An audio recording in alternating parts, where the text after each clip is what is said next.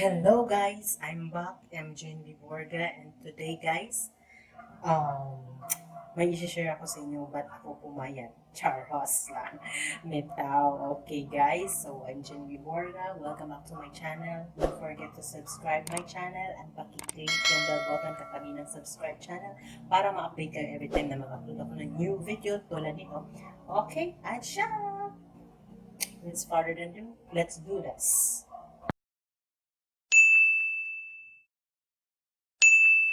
Yes guys, nabasa niyo na yung title nasa baba dyan.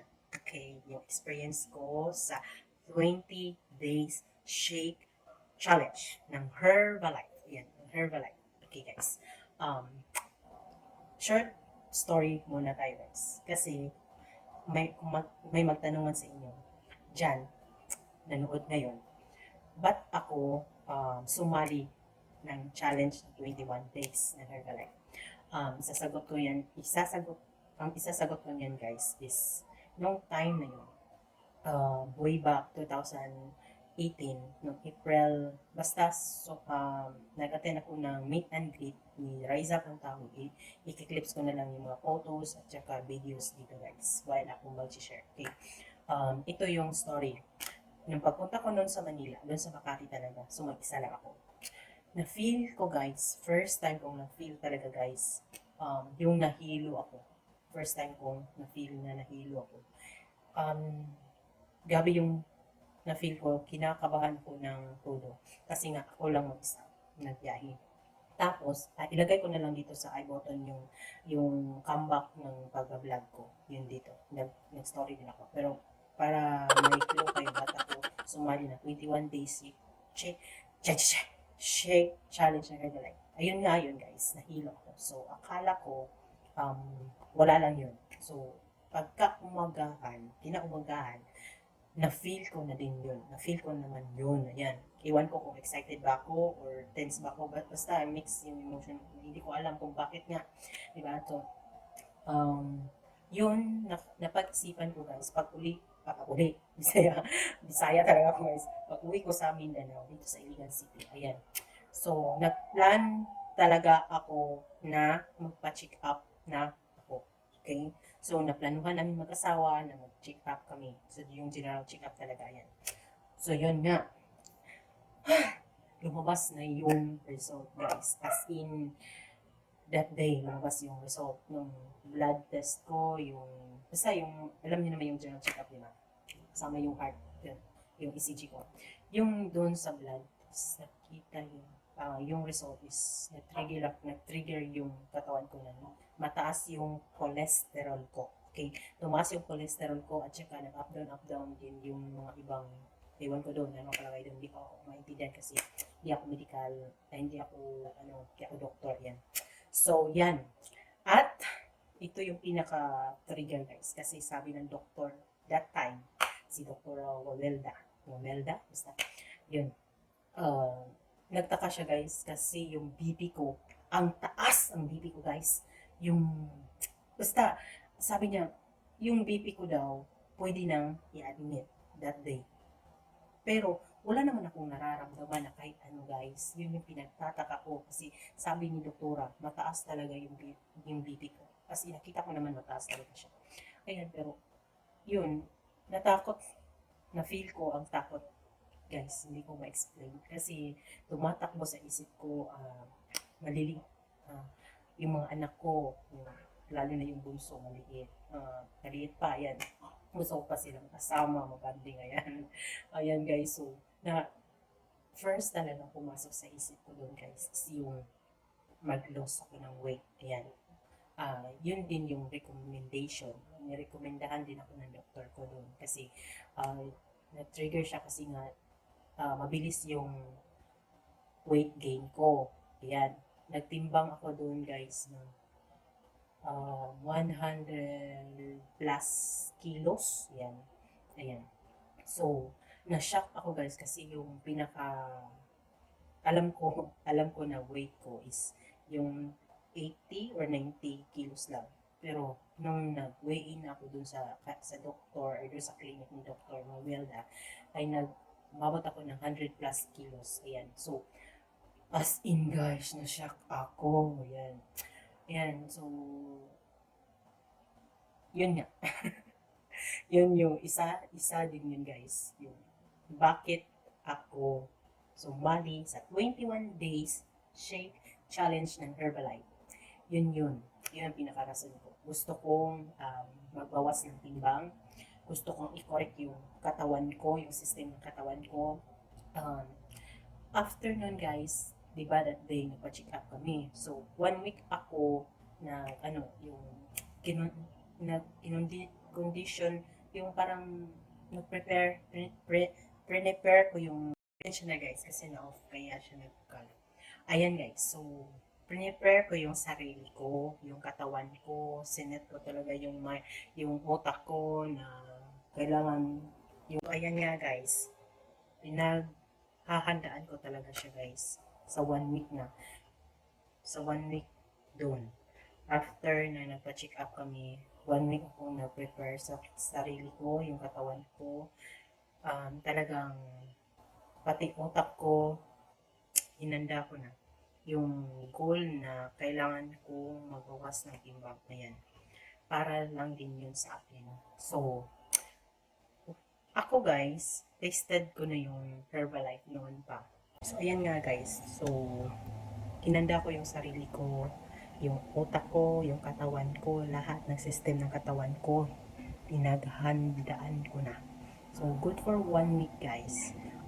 Nag-walking ako, maaga akong gumising para mag-walking, tsaka sa stairs namin ay yung cardio yung una, yung good for 1 week, nag-cardio talaga ako before ako nung sumali sa 21 days shake challenge ng Herbalife. So, papunta ko na doon. Na-shock nga ako sa pag first ng weekend ko sa Herbalife kasi nga, 'di ba, pag sumali ka sa challenge nila guys, as in yung data mo, yung timbang mo, yung basta yung kompletong detalye ng katawan mo. Basta all about sa iyong katawan, i-record nila yan. So, yung weighing ko doon guys ay pounds yun eh. 213 point pa sa may point doon, pounds. So, 200. Doon guys, nagbawas ako ng timbang kasi yung 213.6 ba yun? Basta something ganun pounds. Sa kilos guys, nasa 97 kilos na ako. Diba yung unang timbang ko sa clinic ni doktora ay 100 plus kilos ako doon. So doon, na-excite ako guys kasi nabawas ako ng timbang, good for 1 week. Yung iniba ko talaga yung sistema ng katawan ko. Maaga akong gumising, nag-exercise ako, yun, nagbawas din ako sa pagkain, ayan. So doon guys, may uh, yung sa 21 days shake challenge ng Herbalife guys, merong calories, calorie counting. Okay, ang akin allowed sa akin per day is 1,500 per day na calories. Okay, so may meal plan na binigay sa akin, so sinunod ko yon. Ayan, sa morning as mag-shake ako. Yung shake is nasa sayo, or hindi talaga yung sa first, yung breakfast mo kailangan i-replace mo siya ng shake. Good for yung nasa tumbler ko nandun sa lamisa. Yun guys, yung mabubusog ka na talaga guys to sa isang shake lang. At sa morning, may snack pa yun, may snack ka, pwede ka kumain ng isang saging sa 10, kasi ang breakfast guys is 6 to 8, dapat naka-shake ka na. So 10 hanggang 11, 1 na banana yung kakainin mo, tapos mag-lunch ka ng 1 cup rice, at saka regular na isang ganitong isda or chicken, breast lang yung sa chicken, then walang pork yung sa akin, tsaka beef, at saka more water yung nakalagay sa meal plan ko, at saka may snack ako noon, snack sa hapon naman yung 4 p.m.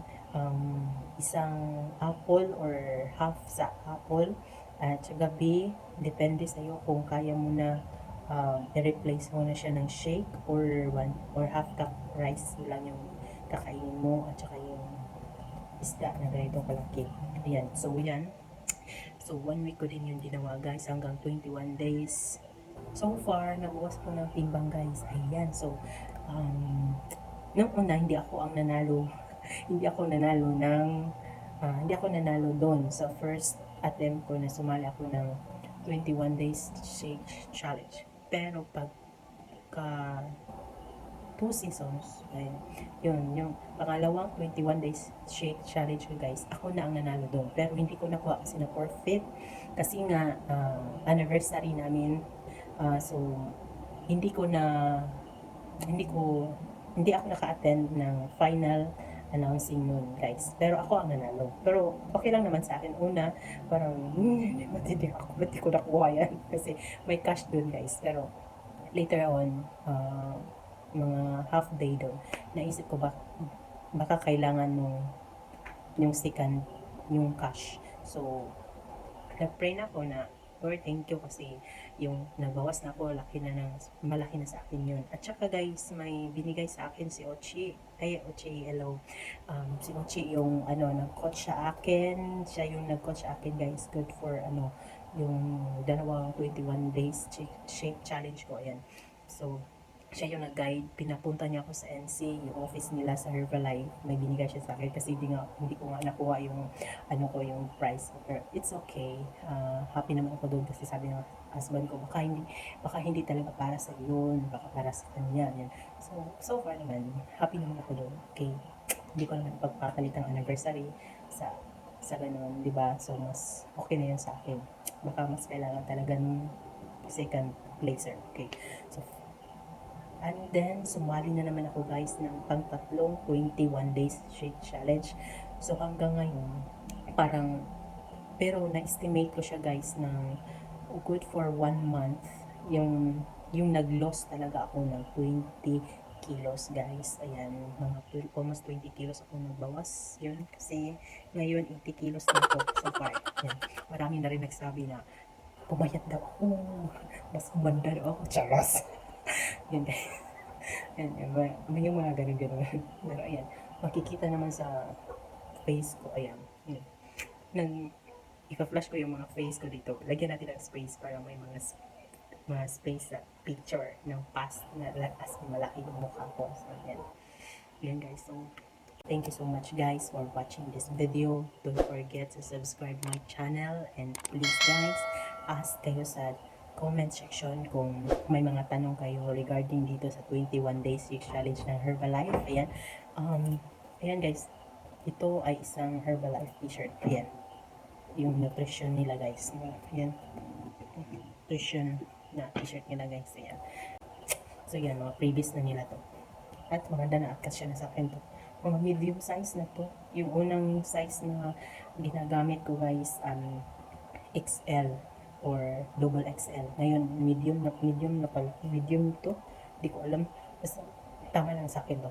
And tip guys, kung bata ako, masasabi ko nag-loss ako ng weight ng 21 days shake challenge sa Herbalife guys. Kasi yung pants ko na 40 ang waistline. Ngayon, ang waistline na kakasya sa akin is kung stretchable na pants is 32 ang waistline. So, yan. Kaya, masasabi kong nag-loss talaga ako ng weight. Ayan. Ayan natin. Para ilagay ko yung picture ko dito doon sa mga previous ito. So, ayan guys. So, i-end na natin ang story dito kasi mahaba-haba na pag hindi ko i-end. So, guys, please subscribe my channel. Subscribe my channel, guys. Subscribe my channel.